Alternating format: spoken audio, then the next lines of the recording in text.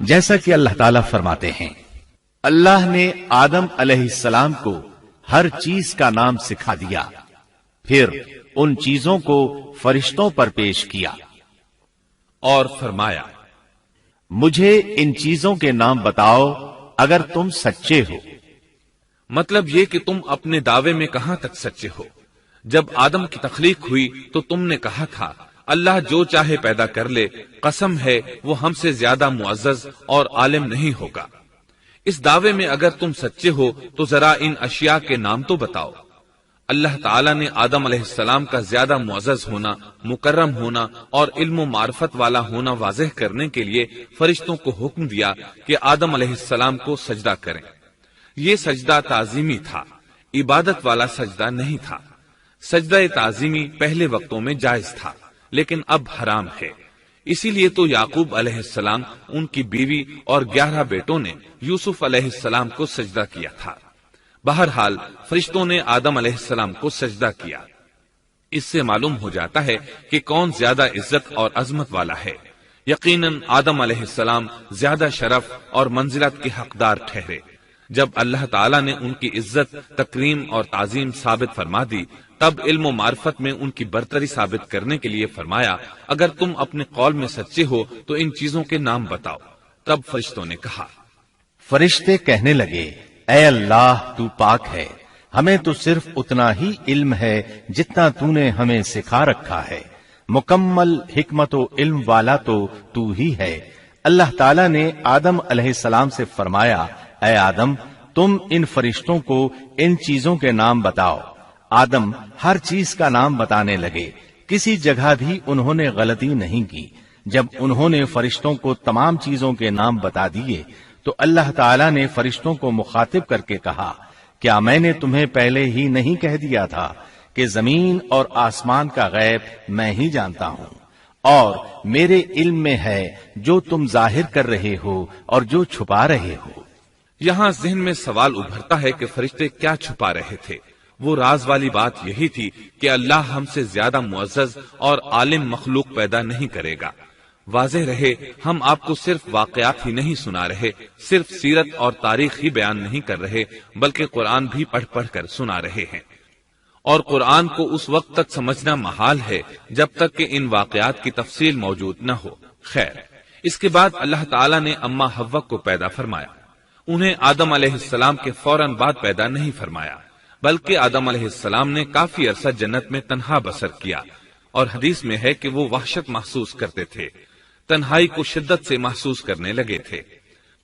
آخر کار ایک روز جب وہ سو رہے تھے تو اللہ تعالیٰ نے ان کی بائیں پسلی سے اماں حوا علیہ السلام کو پیدا فرمایا اور آدم علیہ السلام کا ہم سفر بنا دیا۔ اللہ فرماتے ہیں، اے لوگو اپنے اس پروردگار سے ڈر جاؤ جس نے تم سب کو ایک ہی جان سے پیدا کر ڈالا، اور اس جان یعنی آدم علیہ السلام سے ان کی بیوی کو پیدا کیا۔ آدم علیہ السلام کے وجود ہی سے حوا کا وجود بنایا گیا، وہ کوئی الگ مخلوق نہیں تھی۔ جب آدم علیہ السلام بیدار ہوئے تو انہوں نے اپنے قریب ایک عورت کو بیٹھے دیکھا۔ پوچھنے لگے، تم کون ہو؟ حوا علیہ السلام نے کہا، عورت۔ آدم علیہ السلام نے پھر پوچھا، تجھے کس لیے پیدا کیا گیا ہے؟ وہ بولی، آپ کے لیے، تاکہ آپ مجھ سے سکون اور انس حاصل کریں۔ جب فرشتوں نے آدم علیہ السلام کو ایک عورت سے باتیں کرتے دیکھا تو کہنے لگے، اب ایک اور نئی مخلوق پیدا کی گئی ہے۔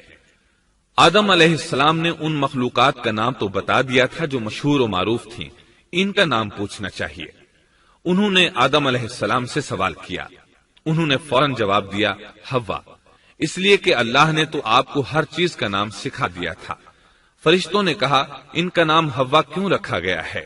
آدم علیہ السلام نے جواب دیا، اس لیے کہ اسے ایک زندہ چیز سے پیدا کیا گیا ہے، حیات کی نسبت سے حوا نام رکھا گیا۔ مسلم شریف میں ہے، سیدنا ابو ہریرہ رضی اللہ عنہ روایت کرتے ہیں کہ رسول اللہ صلی اللہ علیہ وسلم نے فرمایا، جو شخص اللہ اور آخرت کے دن پر ایمان رکھتا ہے، جب وہ کسی معاملے کے لیے حاضر ہو تو بھلائی والی بات کرے یا خاموش رہے، اور عورتوں کے بارے میں بھلائی کی وصیت حاصل کر لو، یعنی ان کے ساتھ اچھا سلوک کرو، کیونکہ عورت پسلی سے پیدا کی گئی ہے اور پسلی میں زیادہ ٹیڑھا حصہ اوپر والا حصہ ہوتا ہے۔ اگر تم اس کو سیدھا کرنا چاہو گے تو توڑ ڈالو گے، اور اگر اس کو چھوڑ دو گے تو وہ اسی طرح ہمیشہ ٹیڑھی رہے گی۔ عورتوں کے بارے میں بھلائی کی وصیت حاصل کر لو۔ مطلب یہ کہ اسی حالت میں گزر بسر کرو، عورتوں کے بارے میں بھلائی کی وصیت حاصل کر لو۔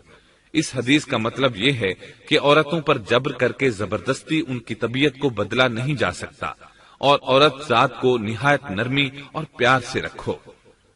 ان کی طبیعتوں میں ٹیڑھا پن ہے، وہ کبھی جذبات سے مغلوب ہو جاتی ہے اور عقل کھو بیٹھتی ہے۔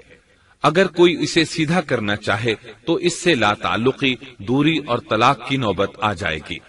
اگر اسے چھوڑ دو گے تو ٹیڑھا پن برقرار رہے گا۔ مرد کو بہت حوصلے سے اس صورتحال کو سنبھالنا چاہیے۔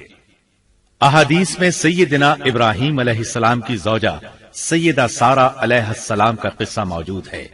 وہ حوا علیہ السلام کے بعد کائنات کی سب سے زیادہ خوبصورت عورت تھی۔ احادیث سے یہ اشارہ ملتا ہے کہ حوا علیہ السلام ابتدائے انسانیت سے لے کر قیامت تک پیدا ہونے والی تمام عورتوں میں خوبصورت تھیں۔ اب ابلیس لگا اپنے وسوسے شروع کرنے۔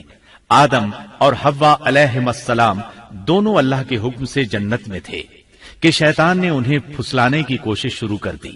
اللہ تعالیٰ فرماتے ہیں، اور ہم نے کہہ دیا اے آدم تم اور تمہاری بیوی جنت میں رہو اور جہاں سے چاہو با فراغت کھاؤ۔ جنت بھی کیسی؟ اللہ فرماتے ہیں، وہ جنت کہ جس کی چوڑائی ہی آسمانوں اور زمین کے برابر ہے۔ سو اس جنت میں سے جو چاہو سو کھاؤ، کچھ بھی منع نہیں سوائے ایک درخت کے، چنانچہ ارشاد ہوا، اور ہم نے کہا اے آدم تم اور تمہاری بیوی جنت میں رہو، پھر جس جگہ سے چاہو با فراغت کھاؤ، اور اس درخت کے پاس مت جاؤ ورنہ ظالموں میں سے ہو جاؤ گے۔ ایک اور جگہ فرمایا، اور جب ہم نے فرشتوں سے کہا کہ آدم کو سجدہ کرو تو ابلیس کے سوا سب نے سجدہ کیا۔ ابلیس نے انکار کیا تو ہم نے کہا اے آدم یہ تیرا اور تیری بیوی کا دشمن ہے، خیال رکھنا ایسا نہ ہو کہ وہ تم دونوں کو جنت سے نکلوا دے اور تو مصیبت میں پڑ جائے۔ یہاں تو تجھے آرام ہے، نہ تو بھوکا ہے اور نہ ننگا، اور نہ تو یہاں پیاسا ہوتا ہے، نہ دھوپ سے تکلیف اٹھاتا ہے۔ گویا اللہ نے سیدنا آدم علیہ السلام کو وسوسے سے پہلے ہی خبردار کر دیا تھا۔ ان آیات سے یہ بھی پتا چلا کہ انسان سے ابلیس کی عداوت اور دشمنی ابتدا ہی سے چلی آ رہی ہے، اور یہ بھی ثابت ہوا کہ جو لوگ کہتے ہیں کہ انسان ابتدا میں ننگا تھا ان کا قول صحیح نہیں، اس لیے کہ اللہ تعالیٰ نے جنت میں بھی آدم علیہ السلام پر لباس رکھا اور زمین میں بھی لباس نازل کر دیا، جیسا کہ اللہ تعالیٰ فرماتے ہیں، اے آدم کی اولاد ہم نے تم پر لباس کو نازل کیا جو تمہاری شرمگاہوں کو چھپاتا ہے اور زینت کا سبب بھی ہے، اور تقوی کا لباس اس سے بھی بہتر ہے۔ لہذا آدم ابتدا میں ننگے نہیں تھے، انہیں تو ننگے پن کا علم ہی نہیں تھا، نہ ہی ان کی بیوی کو برہنہ ہونے کا علم تھا۔ اللہ نے آدم علیہ السلام کو کامل نعمتوں سے نوازا، بھوک نہ پیاس، یہاں تک کہ پیاس کے اسباب سے بھی محفوظ، نہ گرمی اور نہ دھوپ، پھر بے انتہا حسن و جمال، مشقت نہ تکلیف، بدبختی نہ بدقسمتی۔ آدم اور حوا علیہ السلام کے دلوں میں وسوسہ ڈالنے کے بارے میں بھی قرآن نے روشنی ڈالی ہے۔ پھر شیطان نے ان دونوں کے دلوں میں وسوسہ ڈالا۔ یہ وسوسہ اس نے ان دونوں کو طمع دلانے کی صورت میں پورا کیا، اور یہ طمع دلائی کہ اس درخت کو کھانے سے ہمیشگی اور بقا ملتی ہے اور کبھی نہ ختم ہونے والی بادشاہت حاصل ہوتی ہے، اور اس وسوسے کا مقصد یہ تھا تاکہ ان کا پردہ بدن جو ایک دوسرے سے پوشیدہ تھا دونوں کے روبرو بے پردہ کر دے۔ ان کی شرمگاہوں کو ننگا کرنے کے لیے اس نے ایسا کیا۔ وہ دونوں کپڑے میں ملبوس تھے، ستر ڈھانپ رکھا تھا۔ جب انہوں نے اس درخت سے کھایا تو لباس نیچے گر گیا، دونوں برہنہ ہو گئے۔